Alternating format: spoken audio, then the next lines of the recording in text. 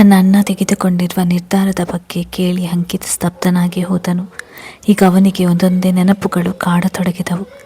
ರಾಮಣ್ಣೆ ಏಕಾಏಕಿ ಮನೆಗೆ ಬಂದಿದ್ದು, ಒಂದು ರಾತ್ರಿ ಅಲ್ಲಿಯೇ ಉಳಿದದ್ದು, ಬೆಳಿಗ್ಗೆ ಹೋಗುವಾಗ ಭಾವುಕನಾಗಿತ್ತು, ಆರೋಗ್ಯ ಚೆನ್ನಾಗಿ ಹೋದು ಎಂದೆಲ್ಲ ಹೇಳಿ ಹೋಗಿತ್ತು. ಇವೆಲ್ಲವೂ ತಮ್ಮನ್ನು ತೊರೆದು ಹೋಗುವ ನಿರ್ಧಾರದ ಮುನ್ಸೂಚನೆಯನ್ನು ಕಹಿ ಸತ್ಯ ಅವನಿಗೆ ಅರಿವಾಯಿತು. ಅಲ್ಲೇ ಸೊಫಾ ಮೇಲೆ ಕುಸಿದು ಕುಳಿತ ಅಂಕಿತ್ ಕಣ್ಣುಗಳಲ್ಲಿ ಹನಿಗಳು ಚಿನುಗಿದವು. ತನ್ನ ಅಣ್ಣನ ಬದುಕಿನಲ್ಲಿ ನಡೆದ ಒಂದು ಘಟನೆ ಅವನ ಜೀವನವನ್ನು ಹೇಗೆ ದಿಕ್ಕು ಬದಲಾಯಿಸಿಬಿಟ್ಟಿತ್ತು ಎಂದು ಅವನು ಮರುಗಿದನು. ಮಗ ಕುಸಿದು ಕುಳಿತದ್ದನ್ನು ಕಂಡು ಆರತಿ ಮತ್ತು ರಘುರಾಮ್ ಅವರ ದುಗುಡ ದುಪ್ಪಟ್ಟಾಯಿತು. ಅಂಕಿತ್, ಏನಾಯಿತು? ರಾಮ್ ಏನು ಮಾಡುವುದಕ್ಕೆ ಹೊರಟಿದ್ದಾನೆ ಎಂದು ಚಕಿತರಾಗಿ ಕೇಳಿದರು ರಘುರಾಮ್. ಅಪ್ಪ, ಅಣ್ಣ ನಮ್ಮಿಂದ ಮತ್ತಷ್ಟು ದೂರ ಹೋಗುವುದಕ್ಕೆ ಇದನ್ನೆಲ್ಲ ಮಾಡಿದ್ದಾನೆ ಎಂದದನ್ನು ಕೇಳಿ ಆ ತಂದೆಯ ಹೃದಯ ದ್ರವಿಸಿ ಹೋಯಿತು. ಅಂಕಿತ್, ಏನು ಹೇಳ್ತಾ ಇದೆಯಾ ಎಂದ ರಘುರಾಮ್ ದನಿ ವೇದನೆಯಿಂದ ತೊದಲಿತು. ಹಾಂ ಅಪ್ಪ, ಅವನ ಕಂಪನಿ ಶೇರ್ಸ್, ಪ್ರಾಪರ್ಟಿ ಎಲ್ಲವನ್ನು ನನ್ನ ಹೆಸರಿಗೆ ಮಾಡಿ ಬೆಳಿಗ್ಗೆಯೇ ಮನೆ ಬಿಟ್ಟು ಹೊರಟು ಬಿಟ್ಟಿದ್ದಾನೆ ಎಂದು ಹತಾಶೆಯಿಂದ ನುಡಿದಾಗ ಸಂಕಟದ ನಗು ನಕ್ಕರು ರಘುರಾಮ್. ಹಾಂ, ಒಳ್ಳೆ ಕೆಲಸವನ್ನೇ ಮಾಡಿದ. ನಮ್ಮಿಂದ ದೂರ ಹೋದ್ಮೇಲಾದರೂ ಅವನಿಗೆ ನೆಮ್ಮದಿ ಎನ್ನುವುದು ಸಿಗಲಿ ಎನ್ನುತ್ತಾ ಕಣ್ಣಿನಿಂದ ಉರುಳಿದ ಹನಿಯನ್ನು ಮುಖ ತಿರುಗಿಸಿ ಒರೆಸಿಕೊಂಡರು. ರೀ, ಏನು ಹೇಳ್ತಾ ಇದ್ದೀರಾ? ಅವನು ನಮ್ಮ ಮಗ ರೀ ಎಂದು ಆರತಿಯವರು ಕಣ್ಣೀರಾಗುತ್ತಾ ಎಚ್ಚರಿಸಿದಾಗ, ಮಗ? ಆರತಿ, ಅವನ ನಮ್ಮ ಮಗ ಅಂತ ನಿಂಗೆ ಈಗ ನೆನಪಂತ? ಅಚ್ಚರಿಯ ವಿಷಯದಲ್ಲಿ ಅವನ ಕಡೆಯಿಂದ ತಪ್ಪಾಯ್ತಂತ ನೀನು ಅವನ ಜೊತೆ ಮಾತು ಬಿಟ್ಟೆ ಅಲ್ವಾ? ಆಗ ಅವನು ನಮ್ಮ ಮಗ ಎನ್ನುವುದು ನೆನಪಿರಲಿಲ್ವಾ? ಯಾವಾಗಲೂ ನನ್ನ ಮಗ ಯಾವಾಗ ಮತ್ತೆ ವಾಪಸ್ ಬರ್ತಾನಂತ ಕೊರಗ್ತಿದ್ದ ನೀನು ಒಂದೇ ಒಂದ್ಸಲ ನನ್ನ ಮಗ ಯಾಕೆ ವಾಪಸ್ ತನ್ನ ಮನೆಗೆ ಬರುತ್ತಿಲ್ಲ ಅಂತ ಆಲೋಚನೆ ಮಾಡಲಿಲ್ಲ. ಅವನಿಂದ ಅಚ್ಚರಿಯ ವಿಷಯದಲ್ಲಿ ತಪ್ಪಾಯಿತು ನಿಜ, ಆದರೆ ಆ ತಪ್ಪಾಗೋದಕ್ಕೆ ಯಾರು ಕಾರಣ? ಈಗಾಗಲೇ ತೃಪ್ತಿಯ ವಿಷಯದಲ್ಲಿ ಶರಣ್ ಕಡೆಯಿಂದ ಅನ್ಯಾಯವಾಗಿತ್ತು, ಮತ್ತು ಭುವನ ವಿಷಯದಲ್ಲೂ ಅದೇ ರೀತಿ ಅನ್ಯಾಯವಾಗಿದೆ ಎನ್ನುವ ಹೊಟ್ಟೆಹುರಿ ಮತ್ತು ಸಂಕಟದಲ್ಲಿ ರಾಮ್ ತಾಳ್ಮೆ ಕಳೆದುಕೊಂಡಾಗ ಅಚ್ಚರಿ ಮೊದಲನೇ ಪ್ರೀತಿಯಲ್ಲಿ ಸೋತವರು ಮತ್ತೊಬ್ಬರನ್ನು ಪ್ರಾಮಾಣಿಕವಾಗಿ ಪ್ರೀತಿ ಮಾಡುವುದಕ್ಕೆ ಸಾಧ್ಯವಿಲ್ವಾ ಅಂತ ಕೇಳಿದ್ಲು. ಅವಳು ಆಗ ಆ ಪ್ರಶ್ನೆ ಮಾಡುವ ಬದಲು, ನಾನು ಮತ್ತೊಬ್ಬರನ್ನು ಜೀವಕ್ಕಿಂತ ಹೆಚ್ಚಾಗಿ ಪ್ರೀತಿ ಮಾಡುತ್ತಿದ್ದೇನೆ ಅಂತ ಗೊತ್ತಿದ್ರು ಅದೇಗೆ ನೀನು ನನ್ನನ್ನು ಪ್ರೀತಿ ಮಾಡಿದ್ದೀರಿ? ಯಾಕೆ ನಾನೇ ಬೇಕು ಅಂತ ಹಠ ಮಾಡಿ ಮದುವೆಯಾದಿರಿ? ಹಾಗಾದರೆ ನಿಮ್ಮ ಪ್ರೀತಿ ನಿಯತ್ತಾಗಿರಲಿಲ್ವಾ ಅಂತ ಕೇಳಿದರೆ ಆವೇಶದಲ್ಲಿದ್ದವನ ಬಾಯಿಂದ ಮನಸ್ಸು ಮುರಿಯುವ ಮಾತೇ ಬರುತ್ತಿರಲಿಲ್ಲ. ಯಾಕೆಂದರೆ ಅವನು ತೃಪ್ತಿಯನ್ನು ತನ್ನ ಮತ್ತೊಂದು ತಾಯಿಯಂತೆ ಕಂಡಿದ್ದರೆ ಮೊನಾಳನ್ನು ತನ್ನ ಮಗಳ ರೀತಿ ಪ್ರೀತಿ ಮಾಡುತ್ತಿದ್ದ. ಅಂಥದ್ರಲ್ಲಿ ತನ್ನ ಮುಂದೆ ತನ್ನ ಮನೆಯ ಇಬ್ಬರು ಹೆಣ್ಣು ಮಕ್ಕಳ ಜೀವನ ಒಬ್ಬ ಹುಡುಗನಿಂದಲೇ ಹಾಳಾಯಿತು ಎನ್ನುವ ಸಂಕಟದಲ್ಲಿದ್ದಾಗ ನೀವಾಗಿ ನೀವೇ ಅವನ ಬಾಯಿಯಿಂದ ಮನಸ್ಸು ಮುರಿಯುವ ಮಾತು ಬರುವ ಹಾಗೆ ಮಾಡಿದ್ದೀರಿ. ಅವನಿಗೆ ಸಿಟ್ಟು ಬರುವುದು ತೀರಾ ವಿರಳ. ಸೊ ಅವನು ಸಿಟ್ಟಿನಲ್ಲಿ ತಾಳ್ಮೆ ಕಳೆದುಕೊಂಡಿದ್ದಾಗ ನಾವೇ ಒಂದು 10 ನಿಮಿಷ ತಾಳ್ಮೆ ತಂದುಕೊಂಡು ನಾಲಿಗೆಗೆ ಕೆಲಸ ಕೊಡದೆ ಇದ್ದಿದ್ದರೆ ಇಷ್ಟೆಲ್ಲ ಆಗುತ್ತಿತ್ತ ಎಂದು ಮಾತಿನಲ್ಲೇ ಹಿರಿದರು ರಘುರಾಮ್. ಇಷ್ಟು ದಿವಸ ತಮ್ಮ ಮಗನ ಹಾಳಾದ ಬದುಕನ್ನು ಕಂಡು ಒಳಗೊಳಗೆ ಕೊರಗುತ್ತಿದ್ದವರು ಇಂದು ಹೊರಹಾಕಿದ್ದರು. ಗಂಡನ ಮಾತಿಗೆ ಬಾಯಿಗೆ ಸರಕನ್ನು ಅದುಮಿ ಜೋರಾಗಿ ಬಿಕ್ಕಲಿಸಲು ಶುರು ಮಾಡಿದರು ಆರತಿ. ಕಟ್ಟಿಕೊಂಡ ಹೆಂಡತಿ ಅವನ ಜೊತೆ ಮನಸ್ತಾಪವಾಗಿ ತೊರೆದು ಹೋದ ಸಮಯದಲ್ಲಿ ತಾವು ಸಹ ಅವನ ಜೊತೆ ಮಾತು ಬಿಟ್ಟು ಅವನು ತಮ್ಮ ಜೊತೆ ಇದ್ದರೂ ಇಲ್ಲದಂತೆ ವರ್ತಿಸುವಾಗ ಅವನ ಮನಸ್ಸಿಗೆ ಎಷ್ಟೆಲ್ಲ ಘಾಸಿಯಾಗಿರ್ಬೋದು ಎಂದು ಯೋಚಿಸಿ ನೊಂದುಕೊಂಡರು. ತನ್ನಮ್ಮ ಉಸಿರು ಬಿಗಿ ಹಿಡಿದು ಬಿಕ್ಕಳಿಸುವಾಗ, ಅಪ್ಪ ಪ್ಲೀಸ್, ಈಗ ಹಳೆಯದನ್ನೆಲ್ಲ ಕೆದಕಿ ಅಮ್ಮನ ಮನಸ್ಸಿಗೆ ನೋವು ಮಾಡಿ ನೀವು ನೊಂದುಕೊಳ್ಳುವ ಹಾಗೆ ಮಾಡಬೇಡಿ ಎಂದು ಬುದ್ಧಿ ಹೇಳಲು ಬಂದ ಮಗನನ್ನು ಕಂಡು ಪೇಲವ ನಗು ನಕ್ಕರು ರಘುರಾಮ್. ಅಂಕಿತ್, ಇವತ್ತು ನಮ್ಮನೆಯಲ್ಲಿ ನನ್ನ ಮಗನ ಬದುಕಿನಲ್ಲಿ ಏನೇನೋ ಆಗುತ್ತಿದೆಯೋ ಅದೆಲ್ಲ ಆ ಹಳೆಯದಿಂದಲೇ ಎನ್ನುವುದನ್ನು ನಾನು ನೆನಪಿಸಬೇಕಾ ಎಂದಾಗ ಅಂಕಿತ್ ಕಂಗೆಟ್ಟು ಹೋದನು. ಒಂದು ಕಡೆ ತನ್ನಣ್ಣ ಎಲ್ಲಿಗೆ ಹೋಗಿದ್ದಾನೆ ಎಂದು ತಿಳಿಯದೆ, ಇನ್ನೊಂದು ಕಡೆ ಅಪ್ಪ ಅಮ್ಮನನ್ನು ಹೇಗೆ ಸಮಾಧಾನ ಮಾಡಬೇಕೆಂದು ತೋಚದೆ ಒದ್ದಾಡಿದನು. ಅವನು ನಿಂತಲ್ಲಿಯೇ ನೀರಿನಿಂದ ಹೊರಬಿದ್ದ ಮೀನಿನಂತೆ ಒದ್ದಾಡುವಾಗ, ಅಂಕಿತ್, ಲಾಯರ್ ತಂದಿರುವ ಡಾಕ್ಯುಮೆಂಟ್ಸ್ಗೆ ಸೈನ್ ಹಾಕಿ ನಿನ್ನ ಕೆಲಸದ ಕಡೆ ಗಮನ ಕೊಡು. ರಾಮ್ ಎಲ್ಲಿಗಾದರೂ ಹೋಗಿರಲಿ, ಏನಾದರೂ ಮಾಡಿಕೊಳ್ಳಲಿ ಎಂದು ಚೂಪಾದ ಧ್ವನಿಯಲ್ಲಿ ನುಡಿದರು ರಘುರಾಮ್. ಅಪ್ಪ, ಅದೇಗೆ ಸಾಧ್ಯವಾಗ್ತದೆ? ನೀವೇ ಹೇಳಿದಾಗೆ ಅಣ್ಣ ಎಲ್ಲಿದ್ದಾನೆಂತ ಹುಡುಕದೆ ಇರುವುದಕ್ಕೆ ಎಂದು ಅಂಕಿತ್ ಹತಾಶೆಯ ನೋವಿನಲ್ಲಿ ಕೇಳಿದ. ಇಷ್ಟು ದಿನ ಅಚ್ಚರಿ ಎಲ್ಲಿದ್ದಾಳಂತ ಗೊತ್ತಿದ್ದರೂ ನೀನು ಅವಳ ಕಾಂಟ್ಯಾಕ್ಟ್ನಲ್ಲಿದ್ದು ಜಾಣ ಕುರುಡನಾಗಿ ಇದ್ದೆ ಅಲ್ವಾ? ನೀನನ್ನ ದಿನ ಪಶ್ಚಾತ್ತಾಪದಲ್ಲಿ ಬೇಯುತ್ತಿದ್ದರೆ ಇನ್ಮೇಲೆಯೂ ಅದೇ ರೀತಿಯಲ್ಲಿದ್ದು ಬಿಡು ಎಂದು ತೀಕ್ಷ್ಣವಾದ ದನಿಯಲ್ಲಿ ನುಡಿದು ಸಿಟ್ಟಿನಲ್ಲಿ ಮನೆಯಿಂದ ಹೊರಬಿದ್ದರು. ಅಂಕಿತ ಆಘಾತದಲ್ಲಿ ನಿಂತು ಬಿಟ್ಟ. ತಾನು ಅಚ್ಚರಿಯ ಜೊತೆ ಸಂಪರ್ಕದಲ್ಲಿರೋದು ತನ್ನಪ್ಪನಿಗೆ ಹೇಗೆ ತಿಳಿಯಿತು ಎಂದು ಅವನು ಯೋಚಿಸಿದ. ಅದರ ಜೊತೆಯೇ ಅವರು ಆಡಿ ಹೋದ ಮಾತು ತನ್ನ ಹೃದಯ ಕಟುಕನ ಅಂಗೈಯಲ್ಲಿ ನಲುಗಿ ಹೋದಷ್ಟು ಹಿಂಸೆ ಮತ್ತು ಯಾತನೆಯಲ್ಲಿ ಎದೆಯಲ್ಲಿ ಉಂಟು ಮಾಡಿತು. ಅಪ್ಪ ಪ್ಲೀಸ್, ನೀವು ಈ ರೀತಿ ಪದೇ ಪದೇ ಕಣ್ಣು ತುಂಬಿಕೊಳ್ಳುತ್ತಿದ್ದರೆ ಲಾರಿಗೆ ಡೌಟ್ ಬರುತ್ತದೆ. ಇವತ್ತೊಂದಿನ ಈ ಕಾರ್ಯಕ್ರಮ ಸುಸೂತ್ರವಾಗಿ ನಡೆದು ಬಿಡಲಿ ಎಂದು ತನ್ನಪ್ಪನ ಕೈ ಹಿಡಿದು ಮನವಿ ಮಾಡಿದಳು ಅಚ್ಚು. ಮಗನನ್ನು ಪೊಲೀಸರ ಬಂಧನದಿಂದ ಬಿಡಿಸಿಕೊಂಡು ಬರಲು ಆಗಲಿಲ್ಲವೆಂದು ವೇದನೆಯಿಂದ ತುಂಬು ಗರ್ಭಿಣಿ ಸೊಸೆಯ ಮುಖ ನೋಡಿದಾಗಲೆಲ್ಲ ಕಣ್ಣು ತುಂಬಿಕೊಳ್ಳುತ್ತಿದ್ದ ತನ್ನ ತಂದೆಯ ನೋವನ್ನು ನೋಡಲಾಗದೆ ಅವಳು ಹೀಗೆ ಹೇಳಿದಳು. ಕೂಸೆ, ಹೇಗೆ ಸಮಾಧಾನದಿಂದ ಇರಲಿ? ಅಲ್ಲಿ ನನ್ನ ಮಗ ಏನು ತಪ್ಪು ಮಾಡದೆ ಬೀದಿ ನಾಯಿಗೆ ಹೊಡೆದ ಹಾಗೆ ಹೊಡೆದಿದ್ದಾರೆ ಪೊಲೀಸರು ಎಂದು ಮತ್ತೆ ತುಂಬಿ ಬಂದ ಕಣ್ಣುಗಳ ಮುಖ ತಿರುಗಿಸಿ ಒರೆಸಿಕೊಂಡರು ನಂದನ್. ಅವರ ತೋಳನ್ನು ಅಪ್ಪಿದ ಅಚ್ಚು, ಇವತ್ತು ಒಂದಿನ ಅಭಿ ಅರೆಸ್ಟ್ ಆಗಿದ್ದಾನೆ ಎನ್ನುವ ವಿಷಯ ಹೊರಗಡೆ ಬಾರದಿರಲಿ. ನಾಳೆ ಹೇಗಾದರೂ ಮಾಡಿ ಅಭಿಯನ್ನು ಹೊರಗಡೆ ಕರೆದುಕೊಂಡು ಬರುತ್ತೇವೆ. ಈಗಾಗಲೇ ಶರಣ್ ನನ್ನ ಜೊತೆ ಅದ್ವಿಕ್ ಸಹ ನಮಗೆ ಗೊತ್ತಿರುವ ಲಾಯರ್ಸ್ ಕಡೆ ಮಾತನಾಡುತ್ತಿದ್ದಾರೆ ಎಂದು ಧೈರ್ಯ ತುಂಬಿ ಸಮಾಧಾನ ಮಾಡಿದಳು. ಏನೋ ಮಗಳೇ, ಯಾವ ಹೆತ್ತವರ ಹೊಟ್ಟೆ ಉರಿಸಿದ್ದೆವು ಹೋದ ಜನ್ಮದಲ್ಲಿ. ಈ ಜನ್ಮದಲ್ಲಿ ಈ ರೀತಿ ನಮ್ಮ ಮಕ್ಕಳು ತಪ್ಪು ಮಾಡದೆ ಕಷ್ಟ ಅನುಭವಿಸುವುದನ್ನು ನೋಡಿ ಹೊಟ್ಟೆ ಹುರಿದುಕೊಳ್ಳುವ ಪರಿಸ್ಥಿತಿ ಬಂದಿದೆ ಎಂದ ಹತಾಶೆಯಿಂದ ನುಡಿದರು ನಂದನ. ಅಪ್ಪ ಹಾಗೆಲ್ಲ ಏನಿಲ್ಲ, ತಪ್ಪೇ ಮಾಡಿಲ್ಲ ಅಂದಮೇಲೆ ನಾವು ಶಿಕ್ಷೆಯನ್ನು ಅನುಭವಿಸುವುದಿಲ್ಲ. ನೀವೇನು ಚಿಂತೆ ಮಾಡಬೇಡಿ, ಆದಷ್ಟು ಬೇಗ ಇದೆಲ್ಲ ತಿಳಿಯಾಗುತ್ತದೆ ಎಂದು ತನ್ನಿಂದ ಎಷ್ಟು ಸಾಧ್ಯವೋ ಅಷ್ಟು ಧೈರ್ಯ ತುಂಬಿದಳು ಅಚ್ಚು. ಅಚ್ಚು, ನೋಡಿದೆಯಾ ನನ್ನ ಹಳಿಯ ಹೇಗೆ ಕಾಣುತ್ತಿದ್ದಾನೆ ಎಂದು ಬೇರಿಸಿ ಖುಷಿಯಿಂದ ಕೇಳಿದಳು ಲಾರಿ. ರೇಷ್ಮೆ ಪಂಚೆ ಮತ್ತು ಶರ್ಟ್ ತೊಟ್ಟು ಚಿಗುರೆ ಮರಿಯಂತೆ ತನ್ನ ಮುಂದೆ ಓಡಾಡುತ್ತಿದ್ದ ಆರುಷ್ನ ನೋಡಿ ಅವಳು ಸಂಭ್ರಮಿಸಿದಳು. ನಿನ್ನ ಹಳಿಯ ಹೇಗಿದ್ರು ಸೂಪರ್ ಎಂದಳು ಅಚ್ಚು ಕಷ್ಟಪಟ್ಟು ಮುಖದಲ್ಲಿ ನಗುವನ್ನು ಹಿಡಿದಿಡುತ್ತಾ. ಅರು, ಬಾ ಇಲ್ಲಿ, ಹೊರಗಡೆ ಹೋಗಬೇಡ ಎನ್ನುತ್ತಾ ರೂಮಿನಿಂದ ಹೊರಗೆ ಹೋಗುತ್ತಿದ್ದ ಮಗನನ್ನು ಒಳಗಡೆ ಕರೆಸಿಕೊಂಡು ಬಂದು ತನ್ನ ಪಕ್ಕದಲ್ಲಿ ಕೂರಿಸಿದಳು. ಅಚ್ಚು, ನನ್ನದು ಮತ್ತು ನನ್ನ ಅಳಿಯಂದು ಒಂದೆರಡು ಫೋಟೋ ತೆಗೆ, ನಾಳೆ ನನ್ನ ಮಗಳು ಹುಟ್ಟಿದ ಮೇಲೆ ತೋರಿಸುವುದಕ್ಕೆ ಬೇಕಾಗುತ್ತದೆ ಎಂದು ತನ್ನ ಫೋನ್ ಅಚ್ಚು ಕೈಗೆ ಕೊಟ್ಟಳು ಲಹರಿ. ಮನಸ್ಸಿನಲ್ಲಿ ಅರಿಯದ ತಳಮಳವಿದ್ದರು. ಇಂದು ತಾನು ಮಂಕಾದರೆ ಮನೆಯವರು ಗಾಬರಿಯಾಗಿ ಬಿಡುವರು ಎನ್ನುವ ಕಾರಣಕ್ಕೆ ಮನೆಯಲ್ಲಿ ಅಭಿ ಇಲ್ಲದ ಸಮಯದಲ್ಲಿ ಮುಖದಲ್ಲಿ ನಗು ಮಾಸದಂತೆ ಜಾಗೃತಿ ವಹಿಸಿದಳು. ಅತ್ತೆ ಮತ್ತು ಅಳಿಯನ ಫೋಟೋ ತೆಗೆದ ಅಚ್ಚು ಫೋನ್ ಕಬೋರ್ಡ್ನಲ್ಲಿ ಇಡಲು ಮುಂದಾದಾಗ, ಅಚ್ಚು ಫೋನ್ ನನ್ನ ಕೈಯಲ್ಲಿ ಇರಲಿ, ಅಭಿ ಕಾಲ್ ಮಾಡ್ತಾನೆ ಎಂದಳು. ಲಾರಿ ಆಸೆಯಿಂದ ಅಲ್ಲಿ ತನ್ನ ಗಂಡನ ಪರಿಸ್ಥಿತಿ ಏನಾಗಿದೆ ಎಂಬ ಸಣ್ಣ ಅರಿವಿಲ್ಲದೆ ಅವಳು ಕಾಯುತ್ತಿದ್ದಾಳೆ. ಲಾರಿ ಬಾಯಲ್ಲಿ ಅಭಿ ಎನ್ನುವ ಹೆಸರು ಕೇಳಿದೊಡನೆ, ಮಮ್ಮಿ, ಅಮ್ಮಿ, ಮಾಮ ಇವತ್ತು ಇಲ್ಲಿ ಇರುತ್ತಾರಾ? ನಾನು ಹೇಳಿದೆ ಮಾಮನ್ ನಮ್ಮ ಜೊತೆ ಮನೆಗೆ ಕರೆದುಕೊಂಡು ಹೋಗೋಣ ಅಂತ. ನೀನು ಕೇಳಿಲ್ಲ. ಪಾಪ ಮಾಮಗೆ ಹಬ್ಬ ಆಗಿತ್ತು ಎಂದು ಬೇಸರದ ಮುಖ ಮಾಡಿಕೊಂಡು ಆರುಷ್ ಅಭಿ ಬಗ್ಗೆ ಮಾತನಾಡುವಾಗ ಲಹರಿ ಅನುಮಾನದಲ್ಲಿ ಉಬ್ಬೇರಿಸಿ ಅಚ್ಚು ಕಡೆ ದಿಟ್ಟಿಸಿದಳು. ಆರು ಮಾತಿಗೆ ಗೊಂದಲದಲ್ಲಿ ತನ್ನ ಮುಂದಿದ್ದ ಅಚ್ಚು ಕಡೆ ನೋಡಿದಳು ಲಹರಿ. ಅಭಿ ಕಂಪನಿ ಕಡೆಯಿಂದ ಎಮರ್ಜೆನ್ಸಿ ಮೀಟಿಂಗ್ಗೆ ಹೋಗಬೇಕಾಗಿ ಬಂದಿದ್ದರಿಂದ ಅವನು ಹೈದರಾಬಾದ್ಗೆ ಹೋಗಿದ್ದಾನೆ ಎಂದು ಸುಳ್ಳು ಹೇಳಿದಾರಲ್ಲ ಅಚ್ಚು ಹಾಗೂ ನಂದನ್ ಅವರು. ತನ್ನ ಗೆಳತಿಗೆ ಅನುಮಾನ ಬರುವ ಮುನ್ನವೇ ಮಗನನ್ನು ತೋಳಿಗೆತ್ತಿಕೊಂಡ ಅಚ್ಚೆ, ಲಹರಿ, ಅವನು ಏನೇನೋ ಹೇಳ್ತಾ ಇದ್ದಾನೆ. ನಮ್ಮನ್ನು ಫಂಕ್ಷನ್ಗೆ ಬರುವುದಕ್ಕೆ ಹೇಳಿ ಅಭಿ ಕೆಲಸದ ಸಲುವಾಗಿ ಹೈದರಾಬಾದ್ಗೆ ಹೋಗಿದ್ದಾನೆ ಅಂತ. ನಾನೇ ಸಿಟ್ಟು ಆಗಿದ್ದರೆ ನೀನು ಮಗು ಮಾತಿಗೆ ಯೋಚನೆ ಮಾಡ್ತಾ ಇದ್ದೀಯ ಎಂದು ದಬಾಯಿಸಿದಳು. ಇಲ್ಲದೆ ಹೋದರೆ ಪರಿಸ್ಥಿತಿಯನ್ನು ತನ್ನಿಂದ ನಿಭಾಯಿಸಲು ಸಾಧ್ಯವಿಲ್ಲ ಎಂದರಿತು. ಅಚ್ಚು, ನನಗೂ ಅವನು ಮಾಡಿದ್ದು ಒಂದು ಚೂರು ಸರಿ ಕಾಣ್ತಾ ಇಲ್ಲ. ಮೊನ್ನೆ ರಾತ್ರಿ ಒಂದು ಮಾತು ಹೇಳದೆ ಹೈದರಾಬಾದ್ಗೆ ಹೋಗಿದ್ದಾನೆ.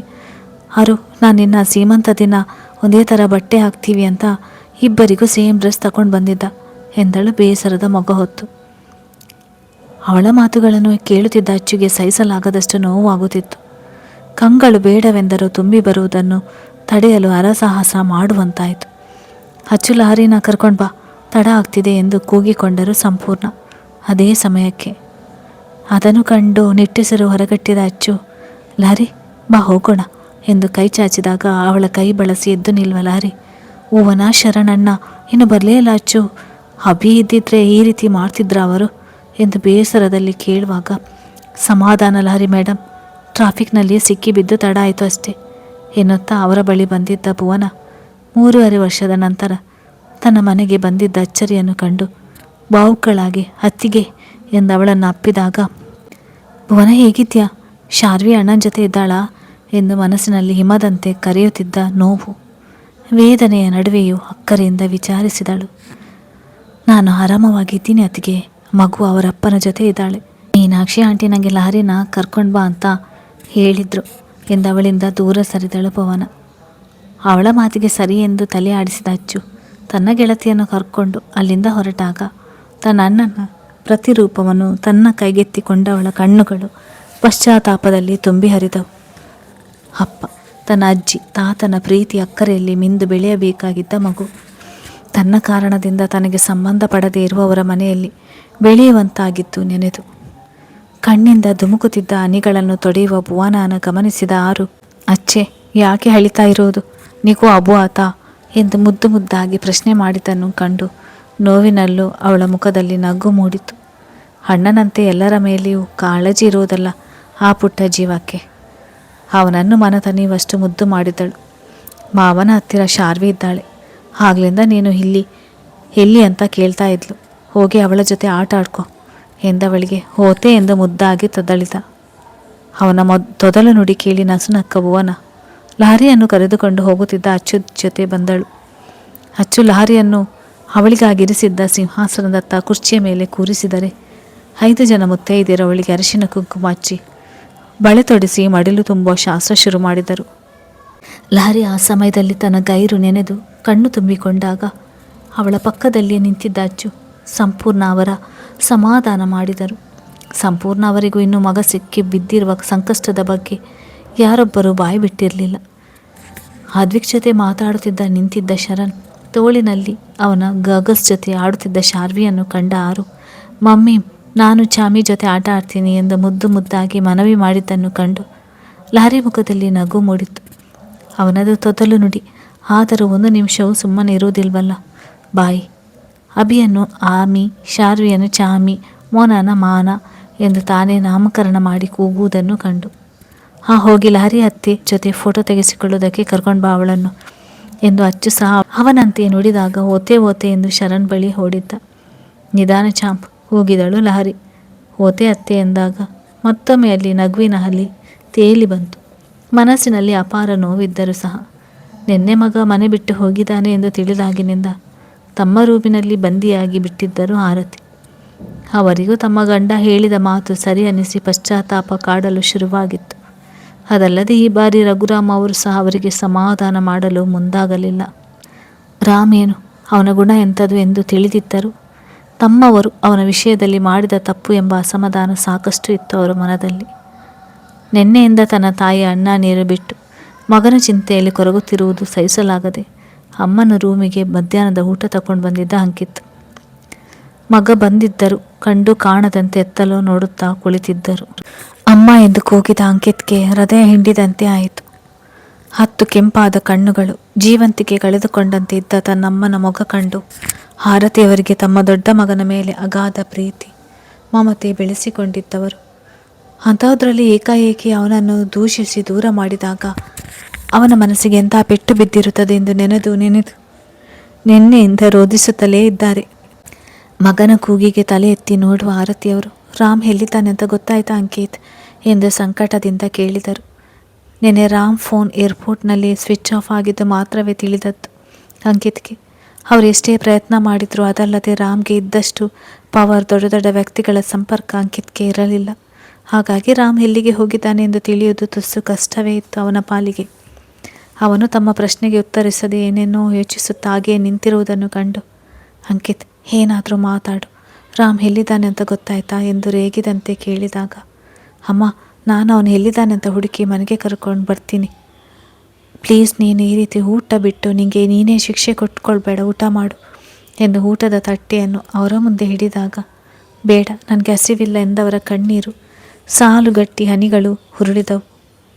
ಅಮ್ಮ ಪ್ಲೀಸ್ ನೀನು ಹೀಗೆ ಊಟ ಬಿಟ್ಟು ಏನು ಸಾಧಿಸ್ಬೇಕಂತ ಇದೆಯಾ, ದಯವಿಟ್ಟು ಊಟ ಮಾಡು ಎಂದು ತಾನೇ ತುತ್ತು ಕಳಿಸಿ ಬಾಯಿಗಿಡಲು ಮುಂದಾದಾಗ ಅವನ ಕೈಯನ್ನು ಹೊರಟಾಗಿ ಹಿಂದೆ ಸರಿಸಿದ ಆರತಿಯವರು, ಅಚ್ಚರಿ ಎಲ್ಲಿದ್ದಾಳೆ ಅಂತ ನಿಮಗೆ ಗೊತ್ತಿದೆಯಾ ಎಂದು ಚೂಪು ದನಿಯಲ್ಲಿ ಕೇಳಿದಾಗ ತಡವರಿಸಿದ ಅಂಕಿತ್. ಅಚ್ಚುಗೆ ಮಾತು ಕೊಟ್ಟಿದ್ದ ತಾನು ಅವಳ ಬಗ್ಗೆ ಯಾರಿಗೂ ಯಾವುದೇ ಕಾರಣಕ್ಕೂ ಸತ್ಯ ಬಾಯಿ ಬಿಡುವುದಿಲ್ಲ ಎಂದು. ಇಷ್ಟು ದಿನ ಅದೇ ರೀತಿ ತನ್ನ ಮಾತು ಉಳಿಸಿಕೊಂಡು ಬಂದಿದ್ದವನಿಗೆ ಹೇಗೆ ತನ್ನ ಅಪ್ಪನಿಗೆ ಈ ವಿಷಯ ತಿಳಿಯಿತು ಎಂದು ಈಗಲೂ ತಿಳಿಯುತ್ತಿಲ್ಲ. ಅವನು ತಮ್ಮ ಪ್ರಶ್ನೆಗೆ ಉತ್ತರ ಕೊಡಲು ತಡಕಾಡುತ್ತಿರುವುದನ್ನು ಕಂಡು, ಅಂಕಿತ್, ನಿಜವಾಗ್ಲೂ ನೀನು ರಾಮ್ ತಮ್ಮನ? ನಿನ್ನ ಅಣ್ಣನ ಜೀವನ ನಿನ್ನ ಮುಂದೆ ಹಾಳಾಗ್ತಿದ್ದರ ನೋಡಿಕೊಂಡು ಸುಮ್ಮನಿದ್ದೀಯಾ? ಅದೇಗೋ ಮನಸ್ಸು ಬಂತು ನಿಂಗೆ. ನಿನ್ನ ಅಣ್ಣನ ಒದ್ದಾಟ ನೋಡಿದ್ರು ಅಚ್ಚರಿ ಬಗ್ಗೆ ನಿಂಗೆ ಗೊತ್ತಿದೆ ಅಂತ ಹೇಳದೆ ಇರೋದಕ್ಕೆ. ನನ್ನ ಮಗ ದಿನ ಪಶ್ಚಾತ್ತಾಪದಲ್ಲಿ ಬೆಂದು ಹೋಗ್ತಿದ್ರು ಎಂದು ಆವೇಶದಲ್ಲಿ ಪ್ರಶ್ನೆ ಮಾಡುವ ಆರತಿಯವರು ಏನೋ ನೆನಪಾಗಿ ಅವನ ಕೈಯನ್ನು ತಮ್ಮ ತಲೆ ಮೇಲೆ ಇರಿಸಿದವರು. ನಿಜ ಹೇಳು, ಅಚ್ಚರಿ ಎಲ್ಲಿದ್ದಾಳೆ? ಯಾರ ಜೊತೆ ಇದ್ದಾಳೆ? ಅವಳಿಗೆ ಅಬೋಷನ್ ಆಗಿದ್ದು ಸತ್ಯನಾ ಎಂದು ಅವನ ಕಣ್ಣಿನಲ್ಲಿ ಕಣ್ಣಿಟ್ಟು ಕೇಳಿದಾಗ ಸಣ್ಣದಾಗಿ ಬೆವರಿದ ಅಂಕಿತ್. ಮಗುವಿನ ವಿಷಯದಲ್ಲಿ ತಾನು ಸಹ ತನ್ನವರಿಗೆ ಸುಳ್ಳು ಹೇಳಿದ್ದೀನಿ ಎಂದು ಸತ್ಯ ಹೇಳಿದರೆ ಅವರ ಮನಸ್ಸಿಗೆ ಎಂಥ ಆಘಾತ ಆಗುವುದೆಂದು. ಬಟ್ ಸತ್ಯ ಹೇಳದೆ ಬೇರೆ ದಾರಿಯೂ ಇಲ್ಲ. ಅವರು ತಮ್ಮ ಮೇಲೆ ಹಣೆ ಮಾಡಿ ಸತ್ಯ ಹೇಳು ಎಂದು ಕೇಳುವಾಗ ಒಳ್ಳೆ ಸಂದಿಗ್ಧತೆಯಲ್ಲಿ ಸಿಲುಕಿದ ಅಂಕಿತ್. ಅವನು ಗಂಟಲಿನಲ್ಲಿ ಸ್ವರ ಸಿಕ್ಕಿ ಬಿದ್ದಂತೆ ಒದ್ದಾಡುತ್ತಿರುವುದು ಕಂಡು, ಅಂಕಿತ್, ಸತ್ಯ ಬಾಯಿ ಬಿಡ್ತೀಯೋ ಅಥವಾ 4 ಬಾರಿಸಲು ಎಂದಬ್ಬರಿಸಿದಾಗ, ಅಮ್ಮ, ಹತ್ತಿಗೆ ಮನಾಲಿಯಲ್ಲಿ ಸಾತ್ವಿಕ್ ಅವರ ತಮ್ಮನ ಜೊತೆ ಇದ್ದಾರೆ ಎಂದವನ ಸ್ವರ ನಡುಗುತ್ತಿತ್ತು. ತನ್ನಣ್ಣನ ಮಗು ಬದುಕಿದೆ ಎಂಬ ಸತ್ಯ ಹೇಳುವ ಧೈರ್ಯ ಇಲ್ಲದೆ ಅವನ ಕಣ್ಣಿನಲ್ಲಿದ್ದ ಭಯ ಕಂಡು, ಮಗು ಎಂದರು ಬಿಗುದನಿಯಲ್ಲಿ. ಅವನ ಕಡೆ ತೀಕ್ಷ್ಣ ನೋಟ ನೆಟ್ಟು, ಅದು ಅಮ್ಮ ಎಂದು ಈಗಲೂ ಸತ್ಯ ಹೇಳುವ ಧೈರ್ಯ ಇಲ್ಲದೆ ತಡವರಿಸಿದನ್ನು ಕಂಡು ಆರತಿಯವರ ಕಣ್ಣಿನಲ್ಲಿ ಬಳಬಳನೆ ಹನಿಗಳು ಇಳಿದವು. ಅವರಿಂದ ಸತ್ಯವನ್ನು ಅರಗಿಸಿಕೊಳ್ಳಲು ಸಾಧ್ಯವಾಗಲಿಲ್ಲ. ರಾಮ್ ಜೊತೆ ಅವರು ಮಾತು ಬಿಟ್ಟಿದ್ದೆ ಮಗುವಿನ ಸಾವಿಗೆ ಅವನು ಕಾರಣ ಆಗಿದ್ದಾನೆ ಎಂದು. ಈಗ ನೋಡಿದರೆ ಮಗುವಿನ ವಿಷಯದಲ್ಲಿ ಅಚ್ಚರಿ ಜೊತೆ ಅವರ ಮನೆಯವರು ಸೇರಿಕೊಂಡು ಮಗುವಿನ ಬಗ್ಗೆ ತಮಗೆ ಸುಳ್ಳು ಹೇಳಿದ್ದಾರೆ ಎನ್ನುವುದಕ್ಕಿಂತ ಅಂಕಿತ್ ಸಹ ಅವರ ಜೊತೆ ಸೇರಿಕೊಂಡು ತಮಗೆ ಮೋಸ ಮಾಡಿದ್ದಾನೆ ಎನ್ನುವ ಸತ್ಯವನ್ನು ಅವರಿಂದ ಜೀರ್ಣಿಸಿಕೊಳ್ಳಲಾಗಲಿಲ್ಲ. ಬೆಡ್ ಮೇಲೆ ಕುಸಿದು ಕುಳಿತವರು, ಅಂಕಿತ್, ರಾಮ್ನ ಇನ್ಮೇಲೆ ನೀನು ಹುಡುಕುವುದಕ್ಕೆ ಹೋಗಬೇಡ. ಎಲ್ಲೋ ಒಂದು ಕಡೆ ಅವನು ತನ್ನೆಲ್ಲ ನೋವನ್ನು ಮರೆತು ನೆಮ್ಮದಿಯಾಗಿ ಬದುಕಲಿ. ನಾವು ಅವನನ್ನು ಮರೆತು ಬಿಡೋಣ ಎಂದು ವೇದನೆಯಿಂದ ನುಡಿದಾಗ, ಅಮ್ಮ, ದಯವಿಟ್ಟು ಕ್ಷಮಿಸಿಬಿಡು ನನ್ನ ಎಂದು ಪಶ್ಚಾತ್ತಾಪದಲ್ಲಿ ಕ್ಷಮೆ ಕೇಳುವಾಗ, ಇಲ್ಲಿಂದ ಹೊರಡು ಅಂಕಿತ್ ಎಂದರು ಅವನ ಕಡೆ ಕೆಂಗಣ್ಣು ಬೀರಿ.